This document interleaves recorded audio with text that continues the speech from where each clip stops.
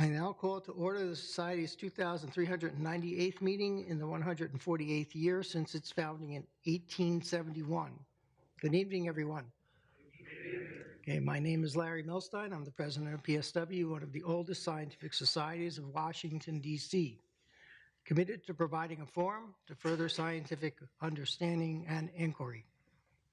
Welcome to our members and guests to tonight's lecture by Charles Norton in the John Wesley Powell Auditorium of the Cosmos Club here in D.C., including our members and friends around the world who are watching the live stream of tonight's meeting on the PSW Science YouTube channel.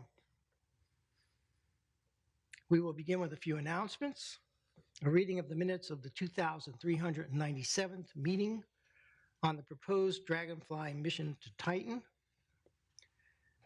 We will then turn to this evening's lecture, followed by a question and answer period.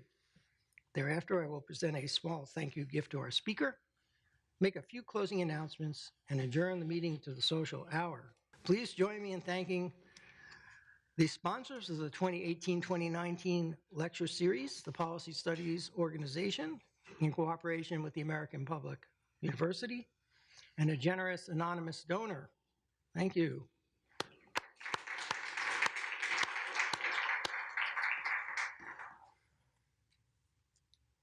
I am pleased to announce that the following new members have been elected to the Society. Bryce Eldridge, a technology consultant interested broadly in the sciences, who learned about PSW through a newspaper article. Colin Alberts, an attorney involved in radio frequency spectrum management, interested generally in physics, astronomy, biology, especially genomics, and information theory, who comes to PSW through his friend and member Erica Kane. Iva Alexova, a software developer with simplicity, generally interested in computer science, neurosciences, genomics, and biotechnology, who comes to PSW through the PSW Meetup group.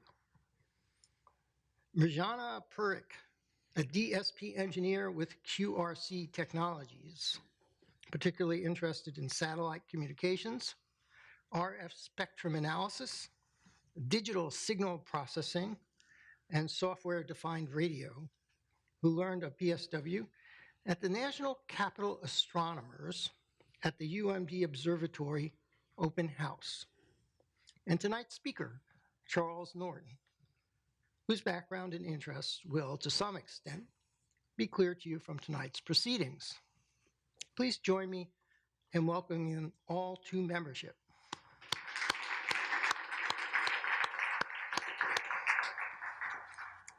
All new members receive a signed copy of Volume 1 of the PSW Bulletin. To obtain your copy, if you're here tonight and you're a new member and you haven't yet received a copy, please see me after the lecture. Recording Secretary James Hewin will now read the minutes of the 2,397th meeting and the lecture by Zibby Turtle on the proposed Dragonfly mission to Titan, delivered here at the Cosmos Club on October 5th, 2018. James. Thank you, Larry. On October 5th, 2018, President Larry Milstein called the 2,397th meeting of the Society to order at 8 p.m. in the John Wesley Powell Auditorium of the Cosmos Club in Washington, D.C. He announced the order of business, that the evening's lecture would be live-streamed on the internet, and welcomed new members to the Society. The minutes of the previous meeting were then read and approved. President Milstein then introduced the speaker for the evening, Zibby Turtle, planetary scientist at the Johns Hopkins University Applied Physics Laboratory. Her lecture was titled Dragonfly, Exploring Titan by Rotorcraft. The largest of Saturn's 62 moons, Titan has an opaque, orange, methane-rich atmosphere that obscures its surface. Because methane breaks down and escapes, there must be a source on the moon to replenish it, such that scientists hypothesized the existence of a global ocean of methane on Titan's surface. The Hubble Space Telescope first saw through Titan's atmosphere and revealed surface features in 1995. Subsequent telescopic observation confirmed the Titan's surface is not uniformly smooth. Turtles said Titan's bedrock composition is water ice, covering a deep liquid water ocean that may interact with organic elements on the moon's surface. In 1997, NASA and the European Space Agency launched the Cassini-Huygens mission to Saturn, which arrived in July 2004. 6 months later, the Huygens probe descended through Titan's atmosphere and landed on its surface. And for the next 13 years, the Cassini orbiter made 126 close Titan flybys. Cassini-Huygens revealed the details of Titan's surface. For example, it has a surface temperature of 94 Kelvin, a water ice surface, and surface dunes comprised of organic compounds. In sum, Turtles said Titan has the key ingredients known to be necessary for life: energy in the form of sunlight, abundant carbon and complex organics, and solvents, specifically liquid water and methane. Turtles said that scientists now know Titan is sufficiently Earth-like to be useful in answering fundamental questions such as what makes a planet or moon habitable, and what chemical processes led to the development of life. From the Cassini-Huygens observations, scientists believe they know specifically where to look on Titan for answers to these questions. The challenge is to get a capable instrument suite to multiple high-priority sites on Titan to sample materials and to measure compositions. Mobility, Turtles said, is key. Because Titan's atmosphere is 4 times denser than Earth's, and its gravity is 1/7 of that on Earth, Turtles said that flight would be a remarkably efficient means of surface transportation. Turtles' team therefore proposes to explore Titan with Dragonfly, a dual quadcopter designed to land, make measurements, and fly and scout to travel to new locations. Dragonfly will be battery-powered, recharged by an MMRTG between flights, the same power source used by the Mars Science Laboratory on NASA's Curiosity rover. Dragonfly's science objectives are to analyze the chemical components and processes that produce biologically relevant compounds, take atmospheric measurements, and search for chemical evidence of water-based or hydrocarbon-based life. To do so, Dragonfly will carry a mass spectrometer, a gamma ray and neutron spectrometer, meteorology, seismic, and geophysical sensors, and a camera suite. Turtle described those instruments and the specific experiments they will carry out. If accepted, Dragonfly plans to launch in 2025, arrive at Titan in 2034, and land in Titan's equatorial interdunes to conduct 2 years of surface exploration. NASA is still reviewing the Dragonfly proposal and is currently scheduled to make a decision on it in summer 2019. After the question and answer period, President Milstein thanked the speaker, made the usual housekeeping announcements, and invited guests to join the Society. At 9:40 p.m., President Milstein adjourned the 2,397th meeting of the Society to the social hour. Temperature, 17 degrees C. Weather, mostly cloudy.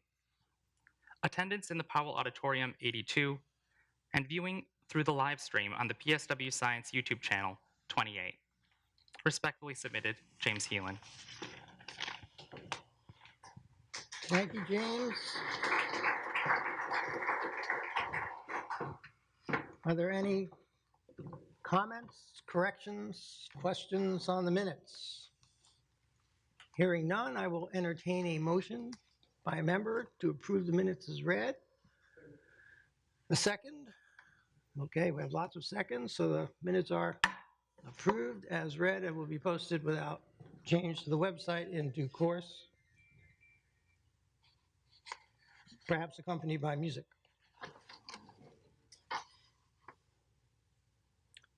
And we'll now turn to tonight's lecture on small sats, and it's my pleasure to introduce tonight's speaker, Charles Norton. Charles is the Special Advisor for Small Spacecraft Missions at NASA.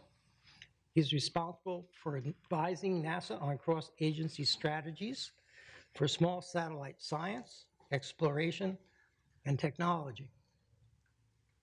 Previously, he was Program Manager Associate at the JPL developing technologies for mission flight validation for NASA's Earth Science Technology Office. His research is focused on high-performance computational science in the Earth and space sciences, particularly for flight validation of new instruments and information systems technologies on small spacecraft. He is an author of numerous technical journal articles and book chapters. Among other awards, he received the JPL Lou Allen Award, the Voyager Award, and the NASA Exceptional Service Medal. Charles earned a BSE in Electrical Engineering and Computer Science at Princeton University and an MS and PhD in Computer Science at Rensselaer Polytechnic Institute. Please hold questions for the question and answer period at the end of the lecture. And join me in welcoming Charles to the podium. Oh, thank you very much, Larry, for that kind introduction. Thank you very much. It's a great pleasure for me to be here to meet with all of you and to talk to you about a not so unfamiliar to me, but perhaps new to you, revolution in space science related to small satellites. I am very pleased to have a number of colleagues here that I have worked with, and I am also very pleased and honored to be welcomed as a new member of the Philosophical Society of Washington. So I would actually like to begin by talking to you about a model that I brought this evening of a small spacecraft that I brought from the Earth Science Technology Office. And it actually has a name. It's called HARP, and that stands for Hyperangular Rainbow Polarimeter. And it turns out this is an actual model, realistic, of a spacecraft that we hope to launch next month from the International Space Station. And what it is it's a mission that will measure Earth's cloud and aerosol properties. And what's amazing about these CubeSats beyond their size, this one is roughly 10 centimeters by 10 centimeters by 30 centimeters, is that spacecraft of this kind actually contain all of the major features and components of much larger systems. In fact, if we take a closer look here, you can see communication antennas, deployable solar panels. There's actually well, I should point it out to you here. Right over here, you can actually see a fisheye lens, which leads to imaging electronics within the system. It has an attitude determination and control system to help ensure that the spacecraft will operate in a stable way and that we can point it in the way that we need to. And it also includes GPS antennas and many other features, including flight software. So it's quite amazing how maturation of technologies have allowed large spacecraft to be shrunk down to this size and still perform effective science. But before going on and talking with CubeSats, I'd actually like to go back through some history and talk to you a little bit about what we've been able to achieve in other areas. But within NASA, of course, the Science Mission Directorate has a number of focus areas that are integrated to create great science. We perform research in solar system exploration, in heliophysics, astrophysics, and earth science, and we do partner with other organizations through the Joint Agency Satellite Division, for example, with NOAA. And it turns out, as you can imagine, that there's a very rich diversity of satellite missions that NASA has flown over the years, which have enabled great science. You can see here many Earth science missions, missions that have explored Mars and the outer planets, a number of very important missions in astrophysics and also in heliophysics. And this operating and future fleet really represents a large percentage of how we achieve most of our great science. And it's of particular interest for this talk, I think, to review the history of great discoveries that have been made with these large missions. Because even as we look to the role that small satellites and CubeSats can perform, There's a legacy that we want to continue to preserve, and we want to ensure that these small missions can also actually perform great science. So in fact, as we go through and review some of the work that has been done in the past, you may notice some possible connections to the capabilities that we will soon be demonstrating on these small missions. So it's wonderful to begin with Cassini. As you know, Cassini is really one of the most serenely beautiful planets in our solar system, and it recently completed its grand finale. But what we've learned so much from the mission, and probably most recently and most importantly, is that it really represents a regime of our solar system which really has the fundamental building blocks of life. In fact, as you know, on Enceladus, geysers have been discovered. There are roughly 100 geysers that have been found, particularly within this area known as the Tiger Stripe area. And it's been shown that these geysers have been able to actually eject water into the local atmosphere. And of course, Cassini couldn't actually dive into those particular geysers, but one might think what the possibility could be for future scientific discovery if, in fact, we had small spacecraft that traveled along with the mission that could be used in that way to do a deeper investigation into these regions. In fact, looking at Cassini and the recent work that has been done associated with its end of mission, it's actually been proposed that perhaps some of the greatest science from this wonderful mission might actually have been achieved and is still being understood as a result of measurements that were made through this highly risky maneuver of actually flying Cassini through its rings. Indeed, many of the things that have been discovered include ring material that has actually been discovered as a result of the mission, containing very complex organics that were not known to exist. And indeed, those organics are falling into Saturn's atmosphere. There have been new electric currents that have been discovered between Saturn and various rings. And that, in fact, in combination with other discoveries associated with a new understanding of the magnetic field of the planet, may help us actually unravel current mysteries associated with the rotational speed of Saturn itself. And in fact, unbeknownst to us before this final maneuver to end Cassini, we have since discovered this new radiation belt, which had not existed. So it's also very helpful to ponder what more we could learn if we had additional satellites where we could take greater risk, which could make these types of discoveries in that unexplored region until now between the planet itself and Cassini's rings. In fact, we have some of the highest resolution cloud measurements that were made as a result of the mission activities.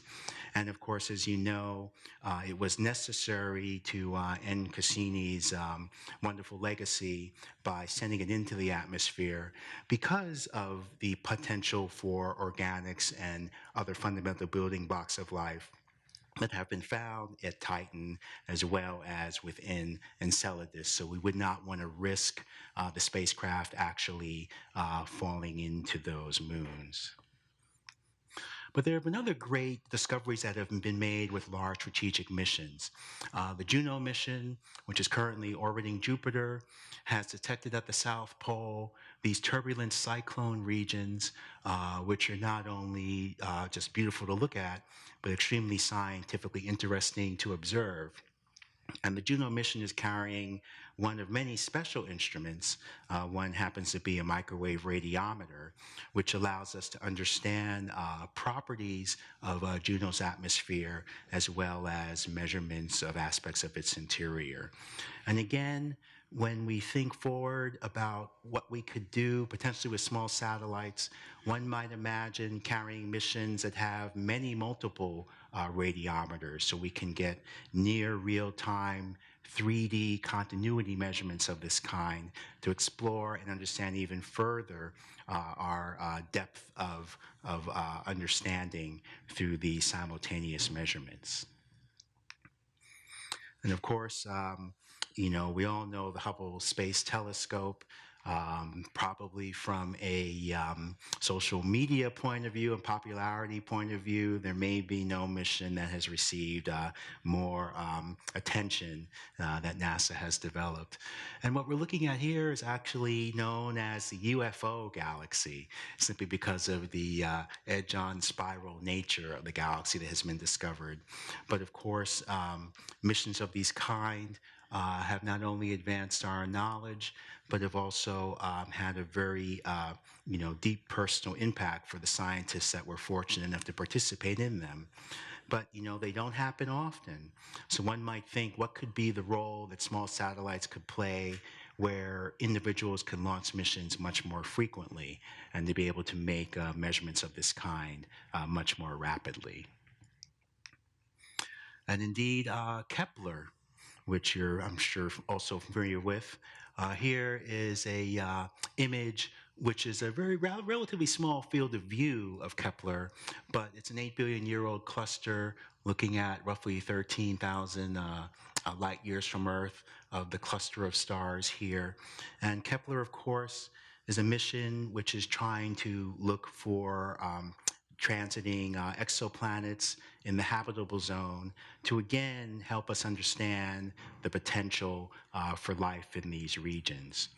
But again, one might even think about, is there a role that small missions could have in exoplanet hunting? And while a mission like this will look at a relatively large field of view, could we in fact conceive of missions that could be dedicated to particular stars and having a constellation of them to help us get a even deeper view to understand the properties of these exoplanets?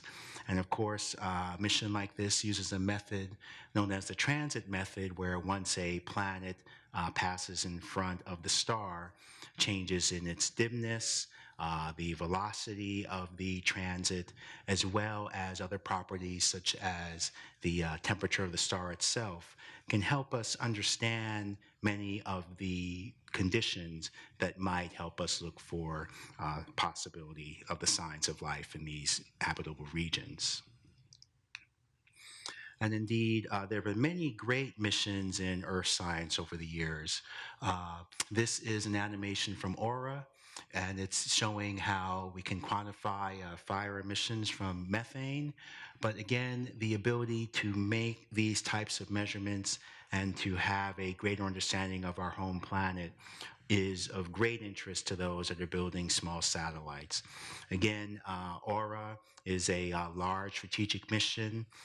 It orbits the Earth with other large missions, but there's a greater interest and potential in having near real-time, constant, global coverage that could be enabled by constellations of small missions. And not only NASA, but commercial industry is also exploring these possibilities as well. And even turning to heliophysics, SOHO, of course, was a mission that gave us some of our early and highest resolution measurements of the sun at the time, and it sort of revolutionized, or definitely revolutionized, our understanding of coronal mass ejection events. And these types of events have serious impacts, not only as we look towards work in the human flight program, but also with maintaining the continuity of satellites and other electronics in low Earth orbit. But again, it's a point measurement in some sense, and there are great scientific discoveries that might actually be made through having multi-point measurements of the solar wind and other solar effects to help us improve our models for prediction of such effects. But even within the past, NASA is very interested in exploring more work using large strategic missions, and the future actually remains quite bright. In fact, the Parker Solar Probe launched not that long ago, and it's actually referred to as a mission to touch the sun. It will be a mission which is actually going to fly closer to the sun than any other mission. It will also be the fastest human-made object that has flown in the universe. But again, fundamental properties associated with our understanding of stars will be explored by this mission. And these large strategic missions play an important role in growing our understanding in these ways. Again, in the future, the very near future, there's a mission called NISAR, which is a joint effort between NASA and India to develop a radar mission to help us understand geophysical properties of the Earth and solid Earth dynamics. In fact, measurements from NISAR will help us understand coverage in space and time associated with ice mass change and many other properties. And missions of this nature are also collecting lots of data. NISAR will take about 85 terabytes of data daily to understand these complex processes. And sometimes you actually just need a large mission for certain measurements if they are going to be high data rate measurements. But again, you know, the question is, for a mission that's of this size and magnitude, is there the possibility of even developing smaller satellite radars which can play fixed roles in understanding other properties of Earth science applicable to missions of that size?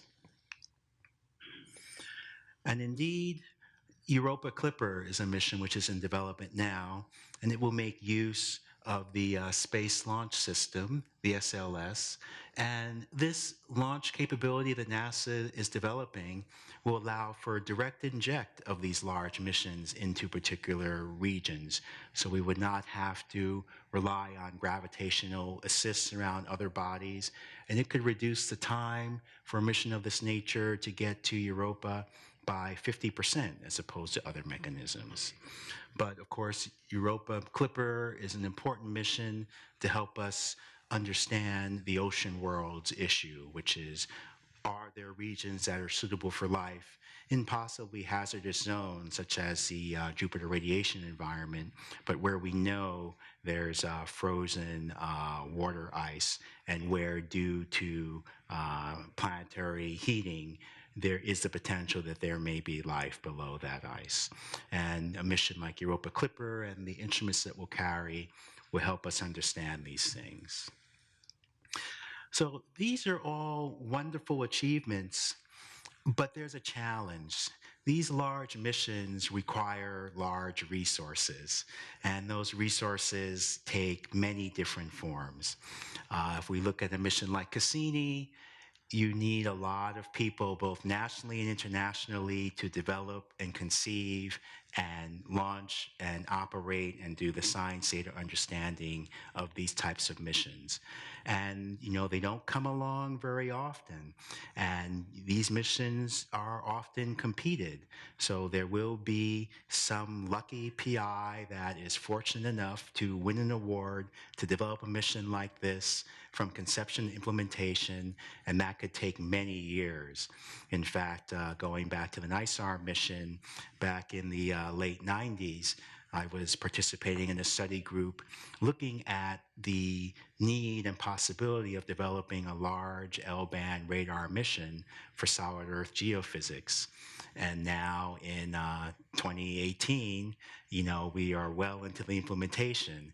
But I would have to share that looking at the new community of scientists who are coming up out of graduate school and other areas, there's a little less patience now than there has been in those days. And, you know, people want the opportunity to conceive of their science missions, to develop them, to own the entire process, to work in tight, small teams that can work quickly, and to advance our knowledge and capability rapidly. And while, again, there are needs for the large strategic missions to be developed in the way they can be, and that will continue, there is a new generation of scientists and engineers that want to experience scientific discovery on a much more rapid scale. And that actually is a capability that small satellites can enable. But in addition to people and time, there is dollars and money, and large strategic missions are expensive. This is a chart which is showing the expenditures from NASA for science missions in FY15 dollars from 1969 to 2026. So you can see in the early days, we had a fast and furious period with Viking and Voyager, where a lot of resources were dedicated to those missions over a very short period of time. And you can see many other missions here which have been developed over time. The shuttle launches, Earth science missions such as Terra and Aqua, the Mars Science Lander, Mars Observer, the Spitzer Space Telescope, which as well have been developed over a period of time and have cost, in the millions of dollars. In fact, when you look at this chart, the most expensive mission by dollars over time has actually been the Hubble Space Telescope. And this information does include servicing, but it doesn't include the operations costs. So there have been actually other expenditures there. But has that been worth it? Yes, of course it has been worth it. But when we look at the potential of at least realizing that we need to explore the ability to do more with less, it does provide an avenue to try to assess, what is the role that small satellites could have to develop missions rapidly, sometimes as short as a 3-year time scale from conception to launch, and also to develop missions in a way that are cost effective given their focused science objectives. And will small missions actually be able to achieve all the objectives of large missions? No, probably not. But sometimes 80% of the science at 20% of the cost can be good in some ways. But another aspect I think that small missions can provide in this context is the ability to replace them if necessary over a short period of time. So if you have missions that are quick to develop, that are relatively affordable, and can actually adopt and use the newest and latest technology, it can provide a mechanism to get very strong results in a very efficient way. And in fact, it's really these technology maturation activities that are enabling these breakthroughs in our scientific discovery. As you will see here, we have an area of small satellite constellations which form what's known as a disruptive innovation. And that's an innovation which may come from an unexpected source. In fact, much of the CubeSat development, you will soon learn, has not come out of a focused government program, but in fact from activities that have been developed within universities. And sometimes these disruptive innovations may be less capable in the beginning, but what can happen is by the nature of being able to move quickly, they can actually mature rapidly over time and become an important part of scientific exploration. In fact, if we look, for example, at the history of computing, when I first started working on computers, they were either large mainframes and even in some cases large desktop devices. And the laptops of the time were actually quite clunky and inefficient. It didn't work very well, but they had the advantage that they were portable. And that actually led them to come into greater use. And as time continued, the capabilities of these laptops grew. And now it's much more prevalent to have people operating with laptops usually as their computing device than larger desktop computers. So it was disruptive in that sense. Much like the cell phone cameras on our phones have disrupted many of the old single lens reflex cameras. But it's this push to understand what the impact of a technological change can have versus the rate and type of technology that has really driven the revolution in small satellites. You will still have breakthrough innovations that may not be based on small platforms, as well as game-changing innovations as well. But the key thing is that you could bring the newest technology and have the biggest impact with these systems if you can evaluate and determine what they are particularly useful for, if you are willing to put the time and effort into maturing the technology. So one area is an example where technological innovation has been really quite astounding, has been in the area of hyperspectral imaging. So on the left here, this is an airborne hyperspectral imager called Avarice, which had its first flight in 1986. And you can see by the gentleman standing next to it, it's a quite large and massive system.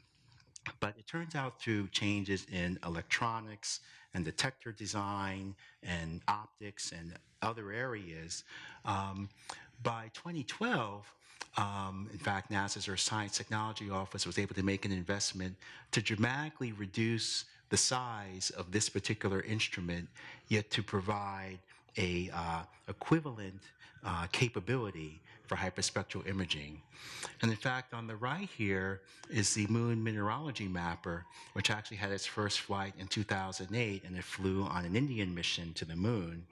And it actually helped perform global maps of the composition of the moon, which you see in the background here.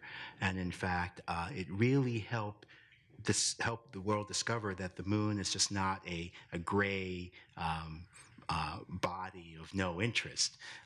There are actually very complex processes happening on the moon, and in fact, detection of water was enabled through this system. And these types of observations have impacts not just for science, but also for in situ resource utilization and the human program.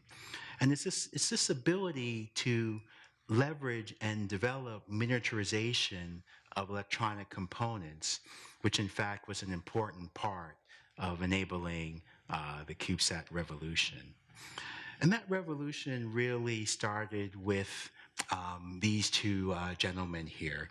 So on the left is Jordi Puig-Suari of Cal Poly San Luis Obispo, and in the middle was Bob Twiggs of Stanford University. And they were both educators that were very much interested in trying to bring space to a level where students can get involved and get the hands-on experience of conceiving, developing, and flying flight missions. And they had proposed two important things. One is a standard through which satellites could be developed by students, which could be universally applicable and tied to another important device, which is called a dispenser. And I'll show you an example of what these dispensers look like soon. In fact, over here on the right is one of these dispensers called a P-pod. And what it does is it allows a very standard and safe do no harm mechanism for putting CubeSats on launch vehicles. So you can imagine that there may be some concern where if you have a $1 billion flight mission on a rocket, that if you also agreed in a rideshare sense to carry some other spacecraft that may be developed by students as a training exercise, that if something went wrong, there could be a serious problem with that investment. But one of the advantages of what Jordi and Bob did was they created standards and mechanisms to protect the main payloads of these launch vehicles, and that allowed for more missions to get into space through the student community. And the benefits of this approach have been quickly observed and adopted by others. Indeed, within NASA now, I'm very proud to show a chart which shows the actual extent of small satellite and CubeSat work that is going on with the agency at this moment. And as you can see, there are many missions here that have been developed for Earth observation, and also many here that have been developed for heliophysics observations. And the locations on these charts show the nature of the observations, not necessarily where the spacecraft are orbiting. We have some new work going on in astrophysics, which is very exciting because most people would think the only way to do good astrophysics is to have a very large aperture and very cold detectors. But the platform is generating new curiosity within the scientific community and innovative methods of exploring scientific regimes that had not really been thought of prior to the development of this platform. And it turns out there's a very rich set of activities that can be done with CubeSats in astrophysics that are very exciting.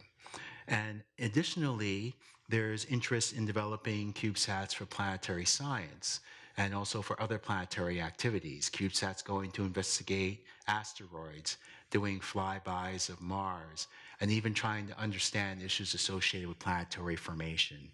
So not only has there been a revitalization of spacecraft development associated with this platform, but also a revitalization in thinking associated with what can be achieved scientifically. So if we want to think about what a CubeSat is, and we touched on this a little bit earlier, as mentioned, the basic definition is basically a 10-centimeter cube. This particular CubeSat has an antenna here, which is currently tied down by fishing line. In fact, there's a resistor that gets tied to the fishing line and breaks it, and that allows the antenna to deploy. And most people are surprised to find out that these antennas are basically just tape measurers you can get from Home Depot. But in fact, they work very, very well as spacecraft antennas in certain regimes. And they do carry small instruments. This CubeSat has a very small camera here, and it's called a 1U because it's a 1-unit CubeSat, 10 centimeters on the side. This is a 3U CubeSat, just like the model I showed you earlier, because it's essentially three CubeSats stacked tall as one specific device. And again, you can see your favorite Stanley tape measure antenna being tied down there. And you could be very creative regarding the types of instruments and measurements that you can make with these systems. But in addition to other basics associated with CubeSats, as I mentioned, they have to be integrated to launch vehicles. So this is a large mission called the MPOS Preparatory Mission, which is taking up a large part of the fairing of the rocket. And down here is one of those P-pod dispensers I mentioned, which has 3 little CubeSats inside of it. And what happens is that when the primary payload is released, there will be an orbital plane change, and then the mission commanders will release the small satellites into space. And here again, you can see the P-pod dispenser, which really acts like a PEZ dispenser. It's simply a container with a lid and a spring inside. And when you open the lid, the spring pushes the satellite out, and off you go. And it turns out, there are very strict requirements that are associated with putting these dispensers onto launch vehicles. They have to be completely off on ascent, so they do not interfere in a radio frequency sense with the primary payload. But as long as you meet a full set of requirements associated with the mission, you can literally do almost any type of experiment that you can conceive of. And there's also a great interest in carrying other types of small satellites together as grouped payloads on large missions. So these rings here are called ESPA rings, and they can carry small satellites that can go anywhere up to 180 to maybe 350 kilograms. This small satellite that I have here that I've shown to you is only about 5 kilograms roughly. But again, if you can think of the cost advantage of deploying many satellites simultaneously, this is certainly a direction that the community is moving in. And one of the important things to realize about these CubeSats, again, is that they are full flight spacecraft. There's often very little that you can distinguish in a substantive sense between what a large, bus-sized spacecraft may be carrying internally, as well as these small satellites. This is a very special small satellite called RainCube, which is a precipitation radar, and it has a deployable mesh antenna that is used as part of sending pulses and receiving them to measure precipitation. And inside, you can see they very carefully packed all the electronics that are needed to operate the system and to control it from the ground. There are solar panels that provide solar power. There are batteries, again, an attitude determination system and other electronics and flight software. The canister here that deploys the antenna. So it's a very sophisticated system. And all of these subsystems that I've mentioned here, such as the command and data handling system, the radios, the thermal control system, the GPS, and the antennas, have all been miniaturized and can be compacted and used in these systems. And it's quite amazing what you can achieve, and I look forward to talking about that in just a moment. But again, people often ask, how do you get to space? Well, it turns out that NASA has a program called the CubeSat Launch Initiative that allows universities and nonprofit organizations to submit proposals and get to space at no cost. And that's been a tremendous force multiplier in the ability of engaging students and other organizations, because the cost of launch is often prohibitive. But through a program of this nature, many CubeSats have been selected. There have been many organizations that participate, including universities, and they fly on a variety of launch vehicles. Some of them are not even NASA procured. In some cases, we even work with other government agencies, because many see the benefits of this system to provide access to space. And in fact, this is an image from one of the very first launches that I was involved in with delivering payloads. And again, there's nothing quite as exciting as actually being to a launch and actually watching your system go to space. And through the ability of developing these small CubeSat missions, this is happening on a very regular cycle, and there are more people that can be involved in that.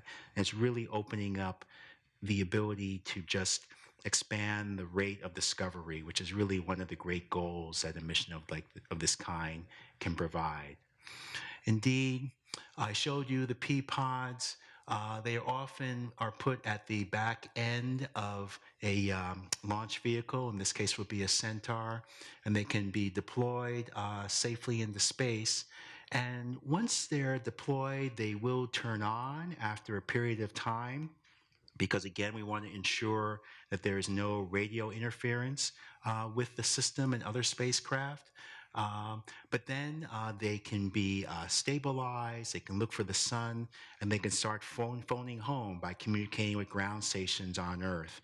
And what's particularly interesting is that many of these satellites operate in the ham radio frequencies. So there are amateur radio observers that can actually listen in and decode data from these satellites that are in space.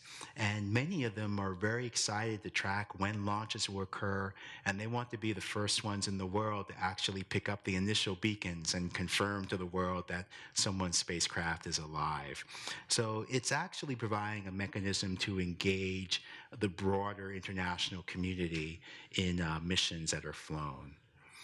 But another way to get missions deployed is from the International Space Station, which in and of itself is a great scientific observatory. But we do use the International Space Station often to deploy CubeSats. It has a great advantage that it's a much gentler ride to space than taking the method that I showed before, being at the back end of a launch vehicle where there was once a fuel canister and you're right next to the thruster. It's a very rocky road, but we do a lot of testing to ensure that we can survive that low vibration. But the ride to the space station is very comfortable. You get suited up in nice airbags and a very comfortable, warm, safe environment, which is pressurized, and you get white glove handling by the astronauts. So it's actually a very, very nice way to get to space, particularly if you have very sensitive instruments. But what you can see here is actually deployment of CubeSats, and this is real imagery. These were two that launched not long ago. One is called Heliosat, and the one behind it is the RainCube mission that I mentioned. And you can see at this point, They're flying in a very nice configuration, but at some point they will start to turn on their attitude control systems, try to orient themselves to the sun. They will deploy their solar panels and then start their communication, phoning home to be in touch with Earth. And one of the great things about deploying from the International Space Station is that we can limit the amount of CubeSats that remain on orbit as future debris.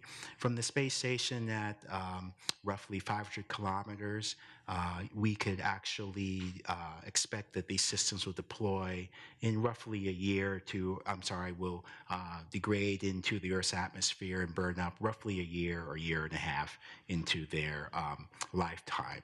So it's a great opportunity that we can use to test new technologies and to explore how we could make Earth science measurements in an effective way. And it is true that a lot of effort goes into developing these systems, and there's always great hope when someone actually delivers and is excited to look forward to their mission getting on orbit and collecting their data.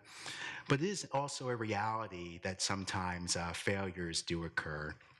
This was a launch failure that happened at the WAPS flight facility some years ago.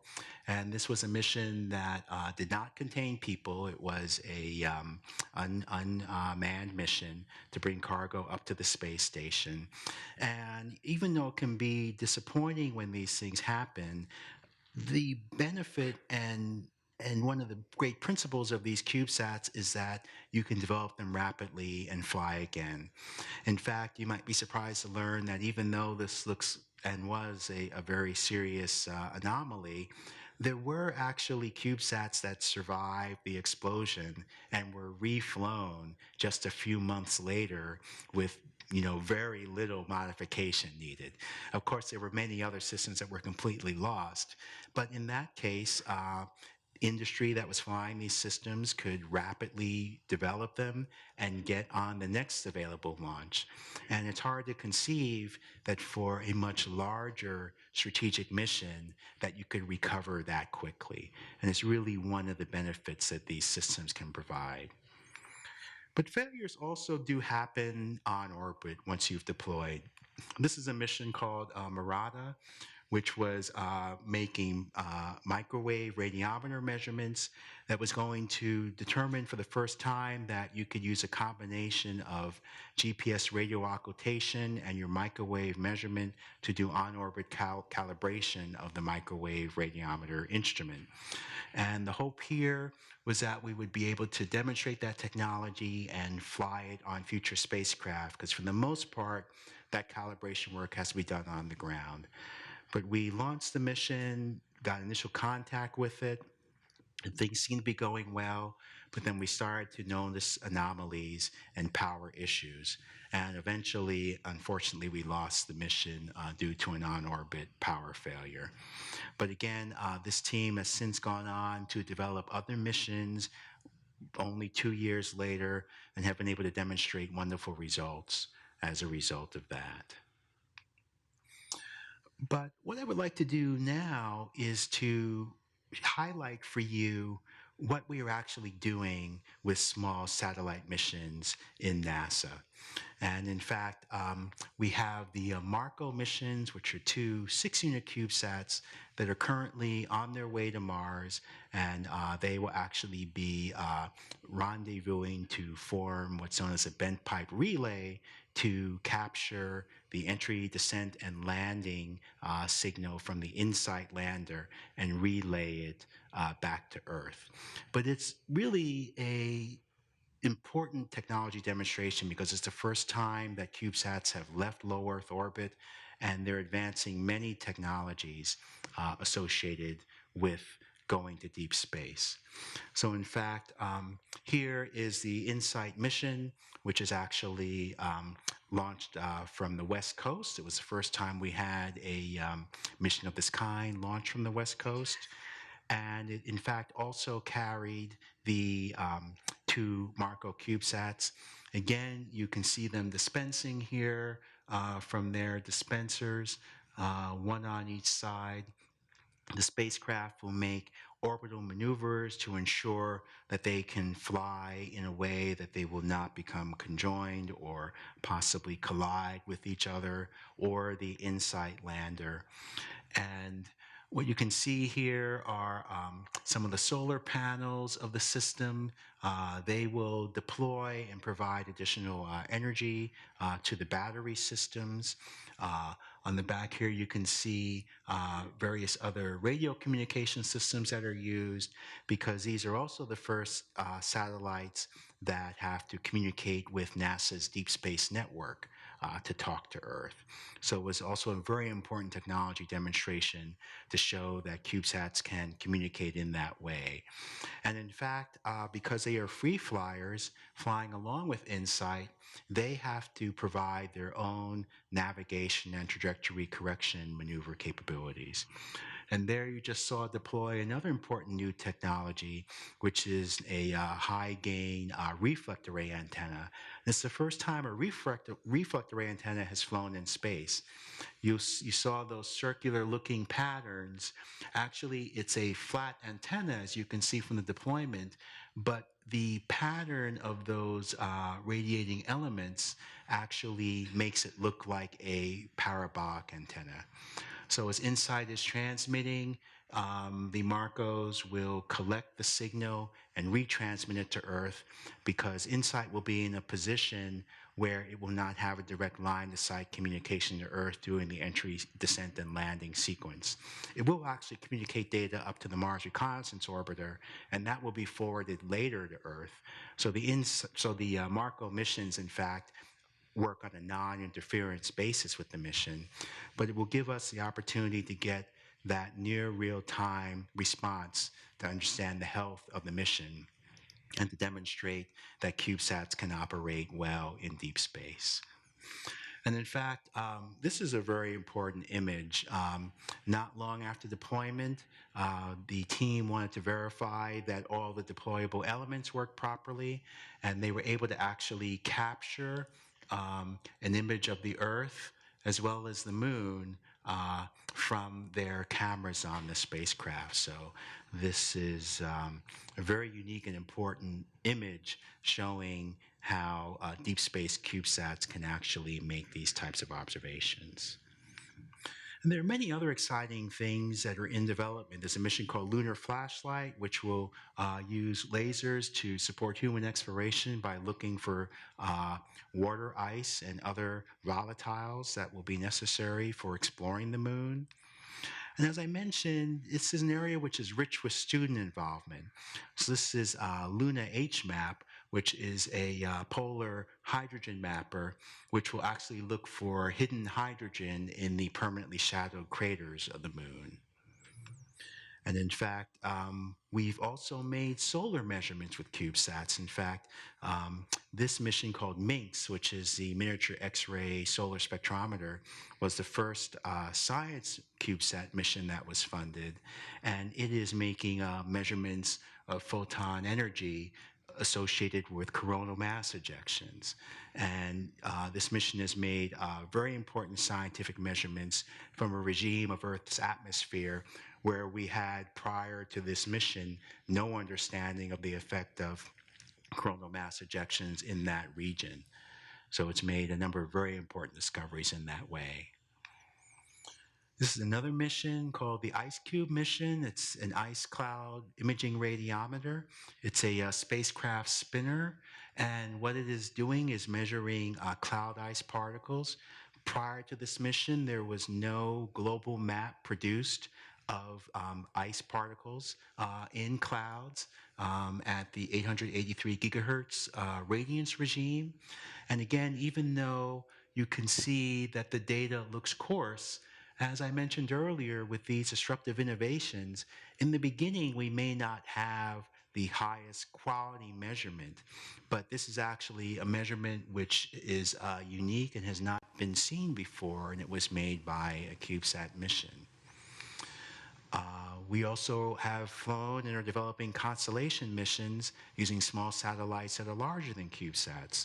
So this is a mission called Cygnus, which in fact uses a technique called GPS reflectometry, where it is measuring the reflected GPS signal to help us understand improvements in modeling and measurements of the intensity of hurricanes. But one of the interesting benefits of missions of these kind is that they can also provide secondary important measurements. And one important measurement that Cygnus has demonstrated it could do is also make soil moisture measurements that are comparable to a larger mission called SMAP, which is a soil moisture active passive mission. It uses a different technique by looking at the change in the signal to noise ratio coming from the instruments on Cygnus, but it just shows a mechanism where we could actually go ahead and make equivalent measurements using new techniques. We recently launched a mission called TEMPEST-D, which is very exciting. It's another radiometer mission, and it's an area where, again, technology advancements have shrunk down the sizes of these instruments and can enable new things. And TEMPEST-D, in fact, was able to observe Hurricane Florence, which is right here. And using the radiometer, it was able to peer into the hurricane to give us information about its structure. And this actual instrument carries 5 different types of radiometers, so we can look at various levels of the storm structure. And this, in fact, here is what the 6U spacecraft looks like. And it has here a small rotating element which performs the scanning. And you could imagine flying a constellation of these systems to get global, near real-time coverage of atmospheric dynamics. I talked a little bit about the RainCube mission. It's actually the first radar mission on a CubeSat. It was specifically designed to look at specifically designed to look at precipitation. So it's a precipitation radar. Here you can see the flight path of the mission here past Japan, and it was able to make measurements of Typhoon Trami peering into the eye of the storm. So here you can see the radar reflectivity measurements, measuring the stratiform rain up to about 10 kilometers in altitude down to the ocean surface, as well as the mid-latitude frontal system. And again, there were many who thought that radars must be big, high-power instruments, and they could never be reduced to the size of flying on a CubeSat mission. But that's been demonstrated in this particular Ka-band regime. And again, one can think of what you can do with deploying a constellation of these systems to enable near real-time global coverage. But what's also interesting with these constellation missions is how you could actually combine results. And we were fortunate to fly both RainCube and the TEMPEST-D mission off the ISS in the same flight. So they are actually following each other in an orbital trajectory right now. And what it has allowed is for us to start to look at getting at new types of measurements through multiple sensors. And in fact, what you can see here is really a first-of-a-kind measurement where we've been able to combine the radar vertical structure along with the layered structure from the radiometer from these two missions. So it's giving us insight into actually the 3D structure of the tropical cyclone. And even though these measurements were made 5 minutes apart, so they're not exactly coincident, one could imagine the capability of deploying many systems of these kind that make many different measurements semi-simultaneously and that allow for one to get this type of 3D structure that heretofore we could not really measure using a single spacecraft alone. And again, you know, the benefit of these CubeSat systems is the ability to deploy them in large numbers.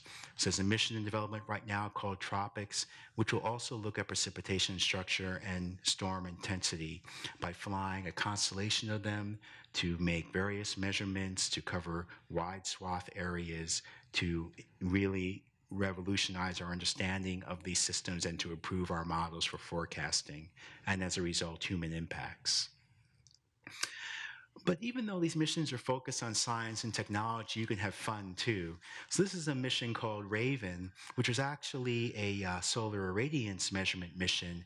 It's trying to understand the difference in the impact of ingoing and outgoing solar radiation on Earth. But it turns out this instrument needs to look at the sun to calibrate itself. So the principal investigator here worked with his team to actually observe the great solar eclipse of 2017. And while they were not actually in the path of full totality, they were able, through their instruments, to measure the impact and the reduction of solar flux, solar radiation flux, as a result of the active eclipse. So here you can see the sun and the amount of eclipse that occurred. And as the sun gets more and more obscured, the fraction of full solar radiance dips and then recovers. And it's not only fun, but actually quite amazing that a measurement of this kind could be made from a CubeSat. But also people looking at the role that CubeSats could have in very new science, in particular with respect to gravitational wave detection. So the missions Fermi and LIGO worked together to look at gamma ray bursts. And it turns out that there was an event where Fermi was able to capture the gamma ray bursts, and at the same time, LIGO was actually able to capture the gravitational wave event. And that data could be simulated and combined in a way to give us new understanding of the event. So there are developers now building gamma ray detector CubeSats, which can be deployed in large mass so that we could have a global outward-looking coverage of the universe to capture more of these events more rapidly. Right now, to some extent, if you have a single larger spacecraft, you have to sort of be in the right place at the right time to manage these types of interactions. But if on a CubeSat, you could capture the gamma ray bursts and then communicate with the LIGO observatories in a global sense, you can enrich the amount of science that can be achieved using these types of techniques. And again, we talked about astrophysics earlier, where most people believe you need large apertures to make significant measurements. Well, this is an exoplanet mission called Asteria, which was focused on actually advancing and proving new technologies using this technique of allowing measurements of the change in the light curve as the planet passes the sun. And this is the Asteria mission here, which demonstrated very high precision pointing as well as thermal stability to make a measurement of this kind, which one thought might only be achievable by missions such as Kepler. And in fact, up here is the actual light curve measurement that the CubeSat made using this technique, where you can see the dip as associated with a super Earth called Exo-planet 55 Cancri E, which is a known super Earth transit that Kepler discovered. So in fact, they were able to validate the quality of the measurement based on the prior one that was made. And it turns out now this mission is in an extended mission mode, where not only are they trying to test new technologies, but they're also working on performing new scientific observations that have not been made by other missions. Because it has the benefit that rather than looking at a global field of large potential candidates in the habitable zone, it could actually focus on an individual star, dedicate its time there, and use the properties of the change in the velocity of the planet as well as the light imaging to help us do these types of exoplanet measurements. But finally, I also want to talk about what people are looking at in the future. We haven't talked about large global CubeSats in the hundreds, or possibly in some cases, people are looking at thousands to make new types of measurements. But it turns out in the area of low-frequency radio astronomy, people see a great opportunity to deploy CubeSats with radio antennas in very large numbers that can help us understand very many fundamental properties of the universe in radio quiet zones, such as beyond in the far side of the moon. And this is a mission concept which is looking at making those types of measurements. And in fact, there are international organizations that have recently launched missions of these kind to test the technique to show that low frequency radio astronomy can be made using these CubeSats. And of course, as we talked earlier, understanding properties of the sun and their impacts on Earth are very important. And it turns out that most of these measurements are made in a regime where we can look directly at the sun to look at these coronal mass ejections. But there is an interest in deploying CubeSats of a very new type, which will go out to what's known as the Earth-Sun L5 point. And that's a region where you could make very unique measurements because you can actually see the rotation of the sun prior to the coronal mass ejection event. So here, of course, is the Earth.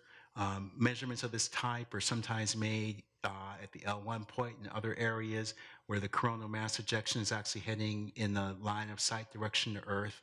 But if you can come out to this halo orbit, you can actually observe the rotation of the sun and get more data to help understand the precursors to these coronal mass ejections to help try to improve the models that are used.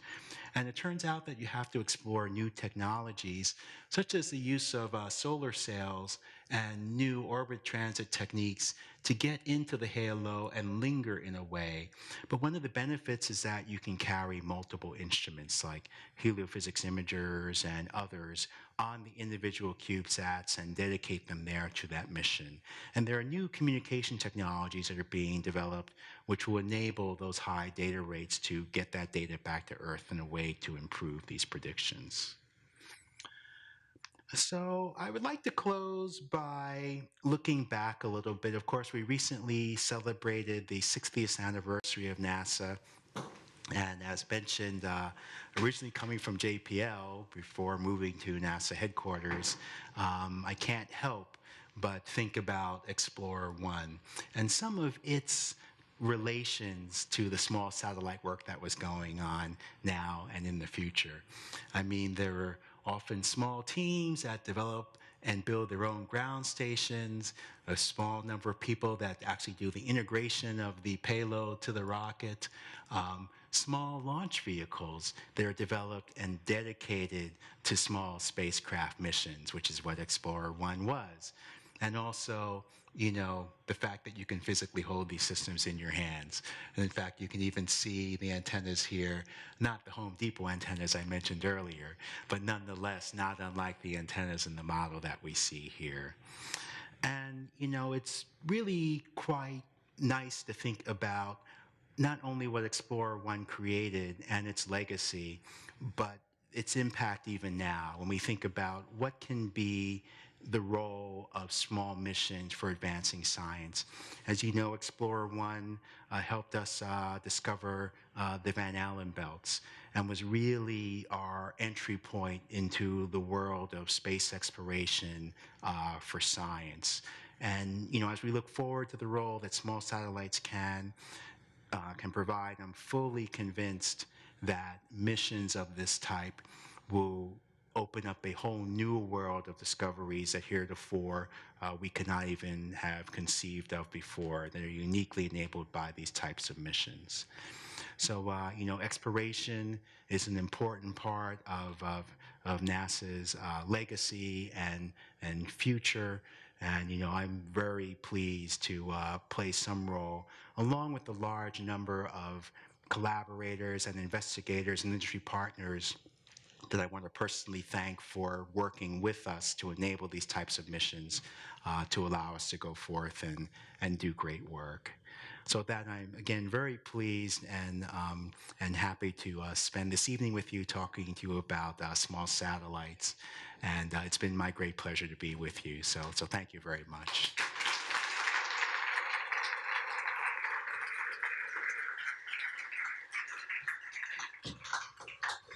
So I think we have time for some questions. We have a procedure for questions. For those of you who don't know, there are people with microphones that have colored foam coverings, red, green, and what color back there? Maybe blue? But when you get a microphone, hold up your hand long enough for somebody to bring a microphone to you when you get it.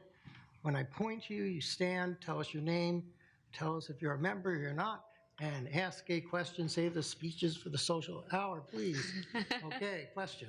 Yes, thank you. My name is Ms. Prachi Vakaria. I work in DC, and I am a member of the Philosophical Society of DC. And I had actually 3 questions, but they're very brief. No, only one. 3 sections of my one question. First one is, you mentioned one of the systems is collecting 85 terabytes of data. So as you have more and more satellites, how do you manage your data and computational needs? Another question I had was, around the orbit, there are more and more satellites that are going. How do you manage, even with the CubeSats, how do you manage keeping track of space trash? Yes. And the last question, which was really fun actually, is, of course, you mentioned the private sector and, of course, working at universities. So I also run a foundation and we have a CubeSat program. What is the ratio between NASA, NOAA's CubeSat programs or CubeSats and the private sector, and how does that change in the future? Okay, so let me see if I can remember all the questions. So maybe data, I'll work backwards. Data, trash. Okay, we'll talk about the data first. Yeah. Yes, so, it turns out that data issues are a challenge for small satellites. Most people tend to develop radios and submit licenses for those radios that really are very low data rate, maybe 9.5 kilobits per second, which would be equivalent to, your modem from the, mid 90s, and maybe in good circumstances up to 3 megabits per second.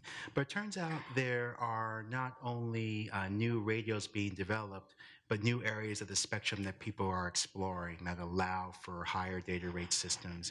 There are satellites now that can transmit at 500 megabits per second. I fully expect a gigabit per second to come soon, and I think that technology capability will continue. But it will also allow and require more ground infrastructure, particularly large dish antennas that can support that. But that work is ongoing.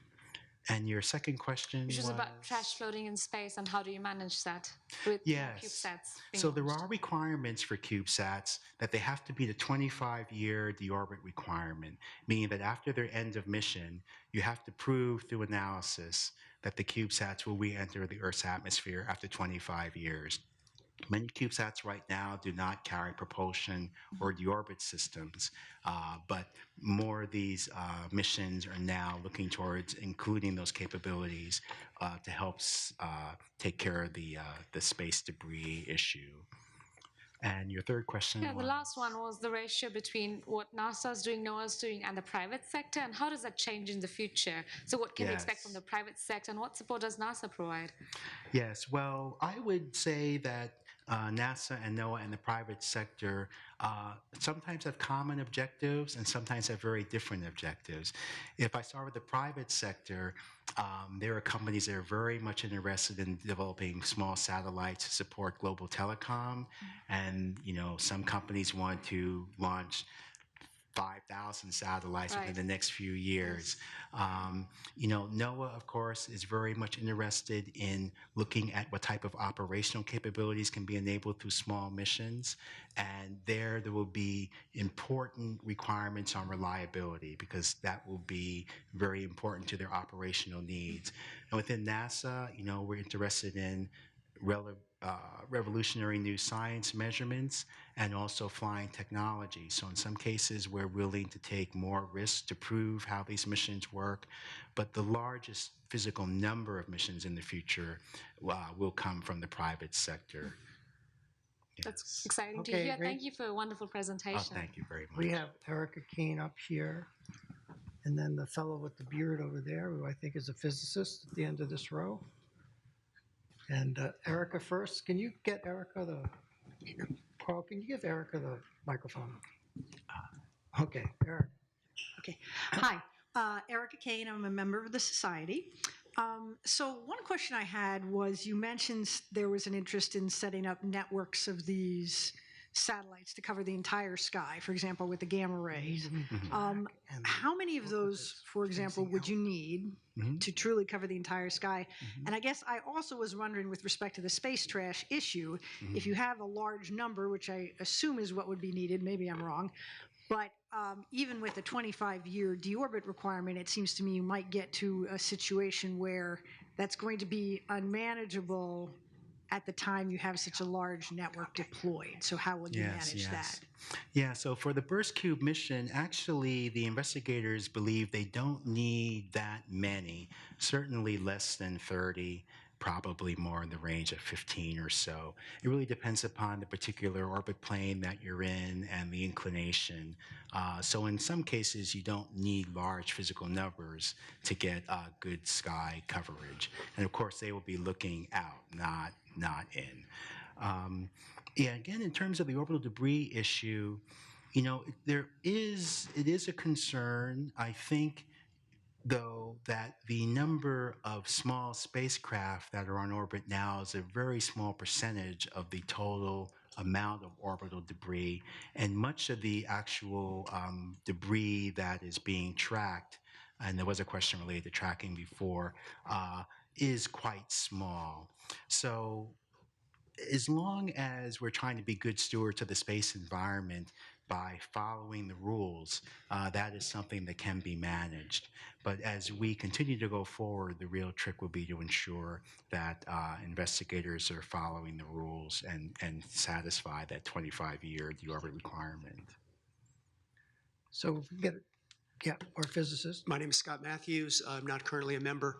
My question is, would it make sense, or has any thought been given to the idea of taking a constellation of small satellites, which all have small apertures, whether it's optical or RF, that would somehow be distributed so that they would constitute a much larger aperture, sort of like a synthetic aperture? Yes. And would that provide some advantage over other techniques for studying deep space?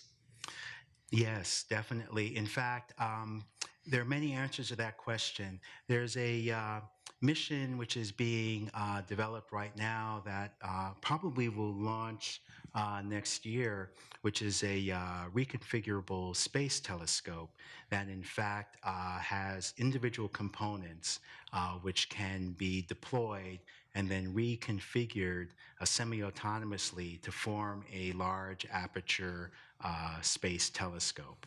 And that's one example of what will happen in the near term. But there is great interest in looking at the possibility of doing either in-space assembly of connected small satellites or distributed small satellites with very good precision pointing and stability control to serve as a synthetic aperture for large observations. And those apertures don't necessarily need to be optical. They can be RF. But as long as you can meet the tolerances and the technology is getting there, you know, I fully expect that there will be synthetic imaging systems based on that capability. And the benefit is if there's a failure in one part of it, you can go ahead and replace that part and not necessarily lose the continuity of the entire mission. So it's a very exciting forward path. Carl. Carl Merrill, member of the Society. A number of years ago, I think Congress tasked NASA with monitoring for asteroids that might threaten the Earth. And there are gaps in our ability to see them, like coming from the other side, around from behind the sun. Yes. Is this participating in that monitoring, or is there thought given to that for this? Yes, there has been thought given to that, and there are people that are working on mini satellites to support that. That is a region where, for the rate and quality of imaging, you do need a larger aperture, larger than, for example, the one that I'm showing on the 3U CubeSat here. But that is being investigated. With respect to objects that are hard to be seen but are transitory, there's also scientific interest in looking at other types of objects, such as mini-moons, where, again, a similar type of capability could be used. So it is of definite interest. I think we have a few questions from our online viewers. We do. The first one's from Patrick Shannon from Hyattsville, Maryland. There are some mechanics questions about CubeSats. What maneuvering capability do CubeSats have? What stabilizes the CubeSats? Can they change orbits? And what ground controls are necessary for CubeSats? Yeah, that's a very good question. So these CubeSats actually have very sophisticated attitude determination and control systems. There's a 3U CubeSat that we're seeing here. These systems actually can be as small as half a unit, and they contain many components for those types of operations. They have 3-axis control reaction wheels, star trackers, they have actual telescopes with optics to reduce stray light contamination. In addition, there are other capabilities such as torquer rods that can be used when in the low Earth orbit environment to push against the Earth's magnetic field to support attitude determination and stabilization. So they have fully fledged attitude determination control mechanisms to support those types of operations. Okay, there's one more question from Neil online. Given the recent news about our telescope fleet having failures, is it possible or feasible to have several CubeSats take over the pointing or gyroscopic reaction wheel tasks by attaching themselves as needed? Oh, that's a very interesting question. Yes, it is true at the moment that Hubble does have an issue with its primary gyros as well as the backup gyro, and that is being investigated. But you know, I think that's an area of exploration. There are those that are interested in proximity operations, and there have been proximity operation CubeSat missions flown where you could have the interaction between multiple spacecraft where they can conjoin to support each other and also separate for other reasons. And of course, you know, the size of your reaction wheels dictates the amount of motion you can impart on another object. So I don't foresee a CubeSat attaching itself to Hubble to address the issue of the gyro issue. But nonetheless, I think it's an excited area of exploration where the in-service spacecraft community would actually take a lead. Bob? I'm Bob Hershey. I'm a member. Could you tell us a little bit more about the CubeSats working with other spacecraft and doing things jointly? Yes, so that's a good question because there's an interest in CubeSats supporting other large missions. So you could have examples where you may have CubeSats that will make precursor measurements in the atmospheric sciences, and then where those could be communicating with another large spacecraft to actually follow up with a more detailed measurement. It turns out actually in planetary science, there's a great interest in using CubeSats as secondaries to work with larger missions, not the least of which is at those distances, you will often need a larger mission to support the telecom back to Earth. But again, you know, even if you look at a non-CubeSat mission like Cassini, which carried the Huygens probe as a secondary to make those measurements of the liquid methane, it's a much larger example, but there have been those that have thought of future planetary missions which could carry CubeSats and make those types of inner ring dynamic measurements where you do not want to risk the large spacecraft. And it's an example where you could have a collaborative nature to support advanced science while minimizing risk. So it's definitely a future path. Any other questions? Tim? Tim And Thomas, then a member there of was the one back society. there. I'm asking about transfer of this amazing technology down to terrestrial applications. I imagine that much of the miniaturization would be useful for UAVs, for cars, for lots of stuff in factories. Is that process ongoing and vigorous? That's a good question too. I would say it's largely happened the other way around. Most of the CubeSat developers have relied on these commercial off-the-shelf or COTS parts that have come from other industries. In fact, some of these CubeSats actually carry auto level quality parts in them because those parts are developed with high reliability because they have to work well in those automobile systems, and people want to adopt them into the CubeSats. So I would say it's largely happening the other way. Those technologies are being developed in other areas or coming to advance the capabilities of CubeSats. But again, there are some areas where there may be terrestrial applications that can benefit through CubeSat development. I would probably say in some areas such as very small, high precision microcontrollers and devices, which are typically used in CubeSats in some ways that we've described regarding the attitude determination control, could find their ways into other devices that need high stability. But it's really a healthy interaction between those two industries that support each other. Woman in the orange scarf, and then the gentleman with the brown T-shirt and the white sleeves. But yes, you, orange scarf. Good evening, everybody. For me, it's such a big honor. Do you have a name? My name is Norma. And are you a I'm member? from New York. And are you a member? No. My friend here invited me tonight for this beautiful meeting, which I'm very proud, Mr. Norton. And I learned so much about the deploy, something that I never heard before. I grew up with my family in Lara Science. Do you have a question? Yes. My question is this going to be reachable to all the students in college and in schools because they need this information?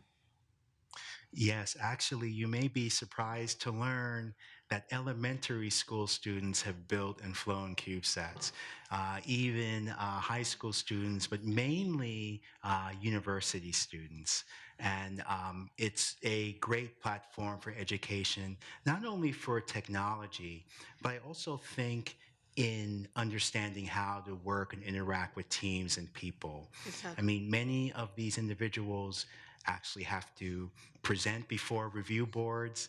I've had students sit and present to me, chairing their preliminary and critical design reviews, and it's a great experience for them to interact with those in the space community and to learn what it's like to go under the grilling for a mission that you're actually going to deliver to space to meet specific objectives. So the training and the educational aspects extend well beyond the technology capabilities that they will be learning about, but actually into their own personal life and future behaviors. Amazing. And also, thank you, because besides I studied astronomy in college, and also I'm astrologist. So all the information about the new planets and everything, all the discoveries, is going to help me so much. Thank you. Thank you Can very you give the much. microphone to the Thank you. gentleman right there? He's got his hand up, Lloyd, right in front of you. Lloyd, the guy who's got his hand up with the white sleeve. Thank you. Hello, my name is Derek. I'm actually a cybersecurity engineer. Are you a member? I'm not a member as of yet. That's Okay. Put the microphone closer to your mouth. All right. I do Thank you. project too, so I wasn't going to give it too much. But Yeah, one of my questions was surrounding one of the key advantages seems to be about the standardization of the CubeSat and the standard and having a form factor that's pretty consistent. And probably, I'm assuming, question, I was originally going to wonder if the materials were standardized as well, but you mentioned how sometimes it may come from other COTS parts, but like when it comes to deorbiting, and how do you ensure that its ability to burn up, its ability when you Yes. have all that variable material? And also, even I had a question around the community side of it. Like, is it open source programming for the CubeSat that everybody has a standard that works on it? Kind of. Yeah, it's great to hear a software question because it's almost all about the hardware. But regarding your first question, yes, there are very strict requirements. In fact, all of these missions have to submit something called an ODAR, which is an orbital debris assessment report, where they look at all of the materials and the ability of them to actually burn up on the orbit. And in fact, we have had missions which have carried materials where we could not prove that they would burn up completely and not be a hazard to the public. So major design changes have had to be made in order to ensure that they could be valid for flight. So it's a very important issue. And then you were asking about the community in general. Oh, the open source programming. Yes. So there's a greater interest in trying to develop flight software and operating systems that are open source so that the community can collectively get highly reliable systems as a result of sharing that experience. I would say we're not completely there yet because many of these systems carry very sophisticated real-time software platforms, but others don't. Others just run simple scripts to command the entire system. But the flight software is an area which requires greater attention and something that we'll be pursuing. I have a question in the back with a green microphone. Hi, my name is Anwar, and I'm not currently a member. My question is this the type of technology that is going to be used in the proposed Breakthrough Starshot project, for example? You know, I am not familiar with the Breakthrough Starshot, but I can tell you that there are studies. In fact, I'll be participating in a week-long study early next month at looking at the role that small satellites can play for interstellar exploration. So there is actually a great interest in understanding what type of technology capabilities regarding propulsion and communication and observing sensors can be used to support interstellar science. I don't know if that's related to the Breakthrough Starshot problem. I'm afraid I'm not familiar with it. But people are becoming very creative and trying to explore all avenues with what these systems can do. For the sake of background information, I believe that the Breakthrough Starshot is a proposal to take Gram-sized satellite space probes and accelerate them with laser beams from Earth or from the moon or from outer space to impart a very, very high speed to them over a long period of the laser beam impinging on them to get them to a nearby star in a reasonable amount of time. I think, what is it, a century at this point? Something like that.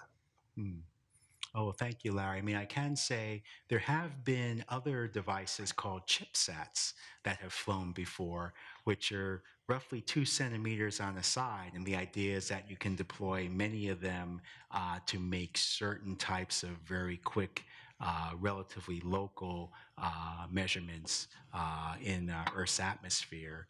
And who knows, maybe there might be a mechanism of advancing a technology of that kind in that context. I think we'll give Frank the last question. Frank Robert, a member. Sorry for shouting. And on the background, further to what you were saying, Larry, I think that Starshot is using synthetic aperture, a very tiny spacecraft, and possibly lensing. So that opens up to a lot of other discussions. But the question was on similar. You had said that there are a lot of efforts to increase the bandwidth coming from very small spacecraft, and that, of course, we know that optical is now starting to enter into the equation, after Laddie got 622 megabits from the moon. Are you aware of specific undertakings to get to very high bandwidths and specifically optical? Yes, there have been laser comm and optical communication experiments flown. In fact, just recently there was a NASA mission that demonstrated 200 megabits per second using optical comm, but there have also been other experiments as well performed by industry, and it's certainly a direction of near-term interest, provided the clouds don't get in the way.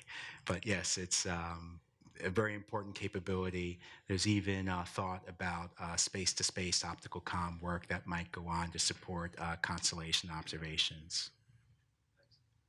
Well, I said you were the last, but I guess I'll be the last. So this isn't really related to small sats, but on that subject, isn't there an effort at NASA to augment the deep space network using laser communication?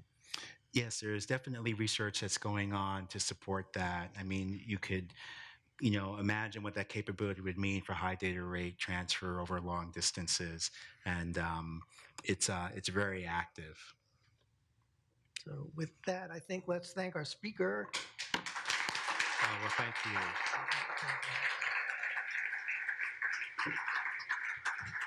And is it?